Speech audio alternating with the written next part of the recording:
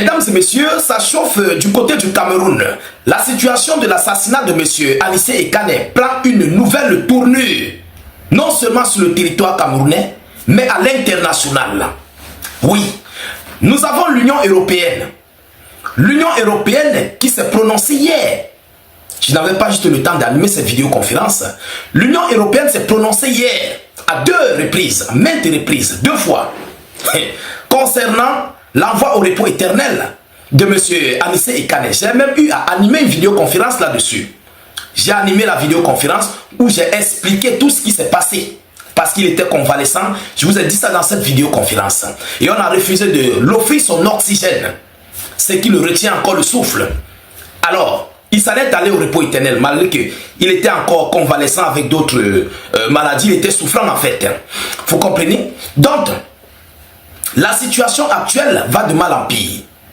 Le monde entier condamne. Et ce que moi je dis par rapport à ça, plusieurs têtes vont tomber dans cette affaire. Pourquoi je le dis? Parce que ce qui se passe là, vous avez vu M. Issa Chiroma a changé sa photo de profil. Et il a écrit ce qu'il a écrit en tant que président élu. Et même jusqu'au cachet, il a déjà le cachet présidentiel. Vous voyez ce qui se passe au Cameroun. Les organisations internationales commencent à agir sur cette affaire. Mais en réalité, qu'est-ce qui se passe? Et qu'est-ce que l'Union européenne dit dans cette affaire? Mesdames, mesdemoiselles et messieurs, c'est ce que nous allons voir dans cette vidéoconférence. Mais je vous invite à partager largement et suffisamment cette vidéoconférence. Mettez-la partout à travers les quatre coins du globe. Mettez un maximum de likes. N'hésitez pas de vous abonner si vous êtes nouveau à la page. Oui, abonnez-vous massivement. Ça vous permettrait de ne plus rater nos prochaines vidéos d'actualité et être dans les abris d'informations. Vous comprenez? Voilà. Mettez aussi vos propres avis en commentaire. Alors, l'Union européenne a dit quoi? Au premier tour, au premier communiqué, il s'agit de la délégation de l'Union européenne au Cameroun et pour la Guinée. Ils sont au Cameroun. Mesdames et messieurs, selon eux, la délégation de l'Union européenne au Cameroun et pour la Guinée équatoriale a appris avec une profonde tristesse le décès ce lundi 1er décembre de M. Anissé Ekane, président du mouvement africain pour la nouvelle indépendance et la démocratie, Malidem, survenu alors qu'il était en détention. Ils ont précisé la chose. Survenu alors qu'il était en détention depuis son interpellation le 24 octobre dernier. Ils ont tout noté.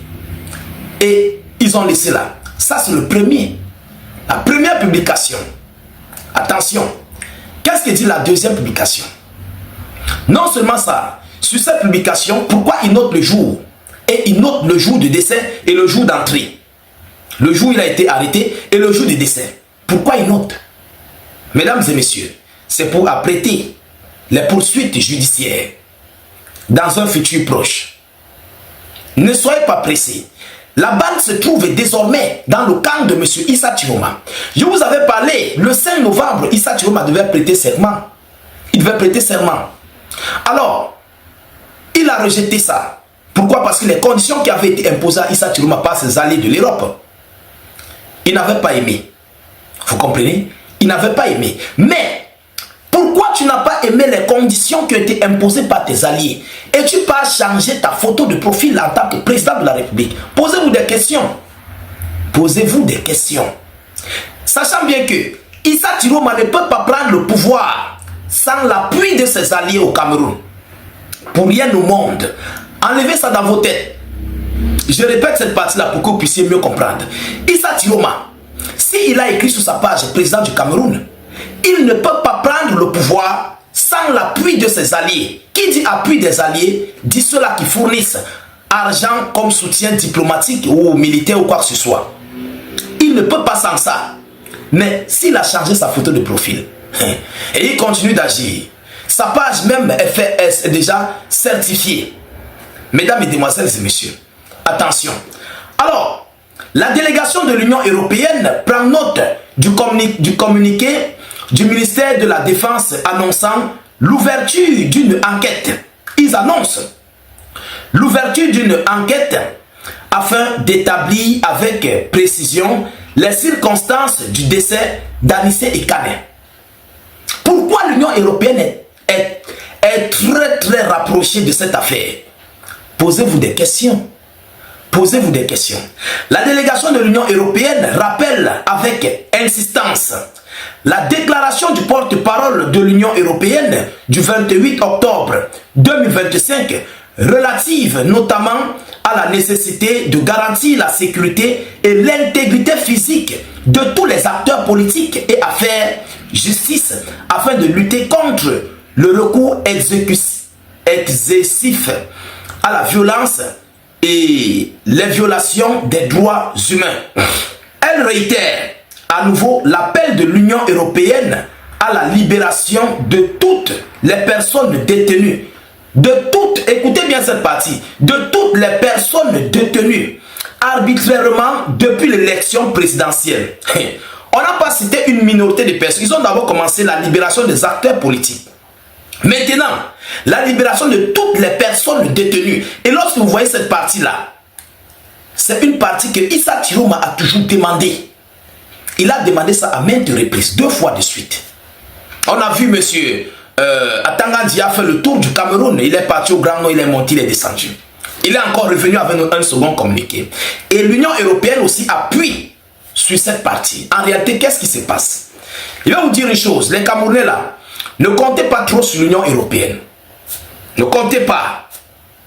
L'Union européenne est à double face, double jeu. Si Issa Chiroma accepte leurs conditions à leur instant, à l'heure où j'enregistre cette vidéoconférence, demain vous allez entendre ce qui va se passer au Cameroun. Demain là, vous allez entendre ce qui se passe au Cameroun.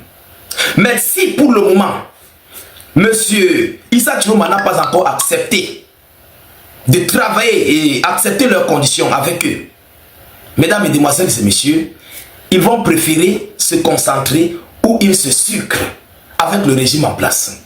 En fait, ce sont des gens à double tranchant. Mais si Issa Chiroma accepte, vous comprenez, ils vont passer à la chose. Parce que déjà la France, plus précisément les Occidentaux là, ils ont presque perdu.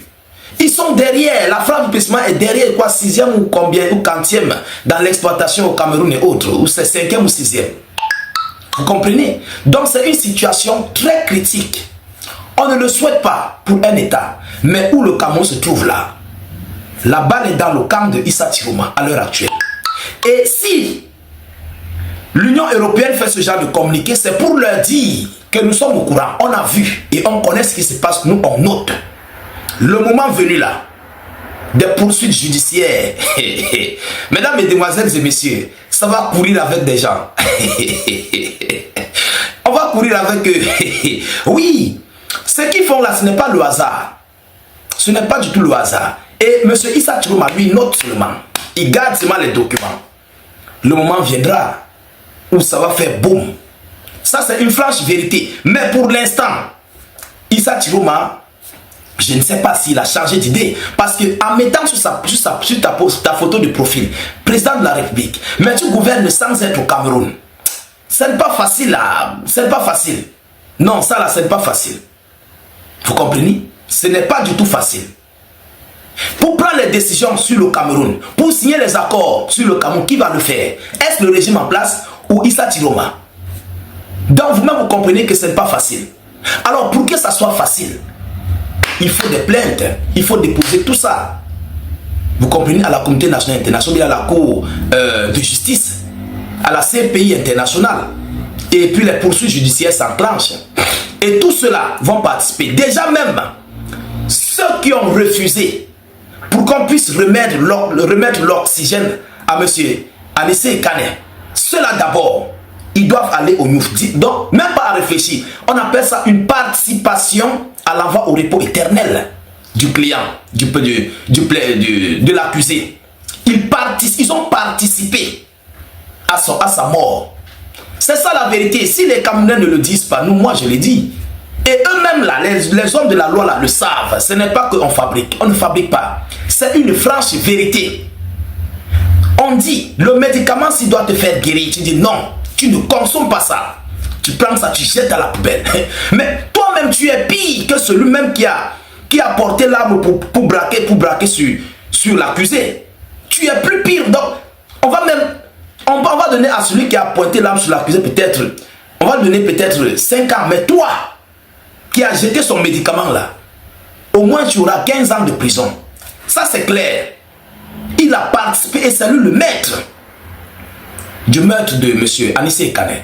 En tout cas, c'est ça la réalité. Ce qui se passe à l'heure actuelle au Cameroun, c'est comme les gens le voient. Si petit, si doux, comme les gens le voient. Mais attention, il y aura des répercussions, pas maintenant, dans des jours à venir. Il y aura des répercussions, des conséquences sur plusieurs personnes. Ça va courir avec les gens. C'est une franche vérité. Vous comprenez? Alors, mesdames, mesdemoiselles et messieurs, voilà la situation du côté du Cameroun. Partagez au maximum la vidéoconférence. Mettez-la partout à travers le monde. Sécurisez la vidéo avec un maximum de likes. N'hésitez pas à vous abonner si vous êtes nouveau à la page. Je vous reviens tout à l'heure pour une prochaine série d'informations. Soyez encore salués une fois de plus. Ciao, ciao. Le Cameroun avance désormais sur un fil suspendu au-dessus du vide. Ceux qui ont refusé l'oxygène, ceux qui ont signé les ordres, ceux qui ont menti sur l'état du détenu, ceux qui ont torturé, ceux qui ont couvert, tous seront cités. Pas parce que le Cameroun fera justice, mais parce que le monde observe et les puissances notent. Cet homme que vous venez de voir a totalement raison. Les répercussions ne seront pas immédiates, elles seront froides, méthodiques, brutales. Et ceux qui croient encore que tout cela va s'étouffer comme les scandales précédents n'ont pas compris que cette fois-ci, la mort d'un homme est devenue un signal lancé aux grandes puissances. Le Cameroun est entré dans une zone rouge. La mort d'Anissé Ekane n'est pas un simple fait divers judiciaire, ce n'est pas un incident, ce n'est pas un hasard. C'est un séisme politique, un révélateur d'un système qui fonctionne dans l'ombre depuis des décennies. Et ce séisme, l'Union européenne l'a senti au point d'intervenir 2 fois en moins de 24 heures. Dans le langage diplomatique, 2 communiqués en si peu de temps équivalent à une alarme rouge. Une façon subtile de dire au régime « nous vous voyons, nous notons, nous enregistrons ». Le premier communiqué annonçait une profonde tristesse. Cette expression, chez les diplomates, n'est jamais innocente. Elle signifie que la mort est jugée anormale, suspecte, incompatible avec les obligations d'un État. Ils ont précisé 2 dates, le 24 octobre, jour de l'arrestation, le 1er décembre, jour du décès. Quand les diplomates commencent à empiler les dates, ce n'est pas pour faire de la poésie, c'est pour préparer un dossier. Ils consignent, ils archivent, ils établissent une ligne du temps qui servira plus tard, devant des juridictions que certains croient lointaines, et lorsque l'Union européenne signe de son sceau que le décès est survenu alors qu'il était en détention, c'est une manière polie de dire « l'État était responsable de sa sécurité, de sa santé, de son oxygène, de sa vie ». Puis vient le second communiqué, plus incisif, plus direct, celui qui mentionne l'ouverture d'une enquête qui, dans un pays normal, serait déjà un tremblement de terre politique. Ici, c'est une formalité administrative, mais l'Union européenne n'a pas relevé ce détail pour faire joli. Ils savent que les enquêtes internes, au Cameroun, finissent souvent dans un tiroir verrouillé avec une couche de poussière. Ils savent que l'armée n'a jamais condamné l'un des siens pour des faits similaires. Alors pourquoi insister ? Parce que l'objectif n'est pas l'enquête locale. L'objectif est de monter un dossier international. L'Union européenne a rappelé une autre déclaration, celle du 28 octobre, où elle parlait de la nécessité de garantir la sécurité physique des acteurs politiques. Pour un diplomate, c'est presque une accusation directe. Vous n'avez pas protégé cet homme. Et ce passage, celui qu'il faut lire lentement, presque en retenant son souffle, nous appelons à la libération de toutes les personnes détenues arbitrairement depuis l'élection présidentielle. Pas quelques acteurs politiques, pas certains militants, non, toutes. Ce mot-là est lourd comme du plomb. Il ouvre la porte à un constat simple. L'élection présidentielle a été suivie d'une vague d'arrestations considérées comme illégales à l'international. Et lorsque l'homme ivoirien affirme que ces mêmes exigences viennent des alliés d'Issa Chiroma, il ne fabrique rien, il ne spécule pas, il dit tout haut ce que les chancelleries européennes murmurent. Si Issa Chiroma doit entrer en fonction, il doit s'inscrire dans un cadre diplomatique clair, transparent, aligné sur les exigences de ses soutiens. On ne prend pas le pouvoir contre ceux qui vous financent, on le prend avec eux. Mais voilà le cœur du problème. Le Cameroun est devenu un terrain de jeu stratégique. Chacun avance ses pièces, chacun cherche ses intérêts. Et ceux qui espèrent que l'Union européenne viendra sauver la République n'ont pas compris une chose essentielle. Ces puissances ne sont jamais guidées par la compassion. Elles suivent leur agenda, leurs minerais, leurs intérêts géopolitiques. Elles sont capables de dénoncer avec vigueur le matin, puis de signer un accord le soir avec les mêmes personnes qu'elles dénonçaient une semaine plus tôt. Tant qu'Issa Chiroma n'accepte pas les conditions, l'Europe gardera les deux pieds dans la neutralité hypocrite. Le jour où il accepte, tout va basculer. Le Cameroun n'est pas seulement une nation en crise, il est un enjeu.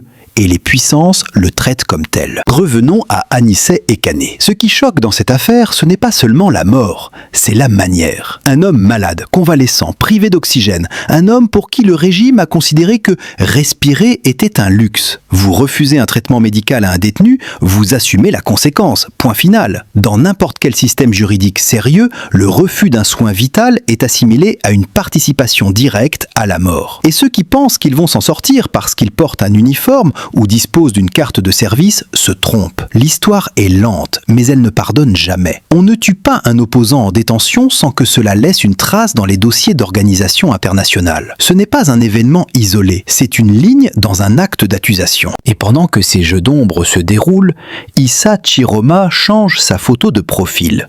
Se déclare président, utilise le cachet officiel du jamais vu dans l'histoire politique du Cameroun. Et pourtant, cela semble logique dans un pays où le pouvoir réel n'est plus dans les bureaux, mais dans les mains de ceux qui détiennent les preuves, les dossiers, les soutiens, les alliances. Gouverner à distance est impossible. S'imposer sans diplomatie est suicidaire. Et ignorer les alliés est une erreur fatale. La balle est chez lui, oui. Et si l'Europe insiste tant, c'est pour montrer qu'elle est prête à entériner ce qu'elle sait déjà. L'élection n'a pas été respectée. Et la mort d'Anissé Ekané a accéléré le processus. Le Cameroun avance désormais sur un fil suspendu au-dessus du vide. Ceux qui ont refusé l'oxygène, ceux qui ont signé les ordres, ceux qui ont menti sur l'état du détenu, ceux qui ont torturé, ceux qui ont couvert. Tous seront cités. Pas parce que le Cameroun fera justice, mais parce que le monde observe et les puissances notent. L'homme ivoirien a raison, les répercussions ne seront pas immédiates, elles seront froides, méthodiques, brutales. Et ceux qui croient encore que tout cela va s'étouffer comme les scandales précédents n'ont pas compris que cette fois-ci, la mort d'un homme est devenue un signal lancé aux grandes puissances. Le Cameroun est entré dans une zone rouge.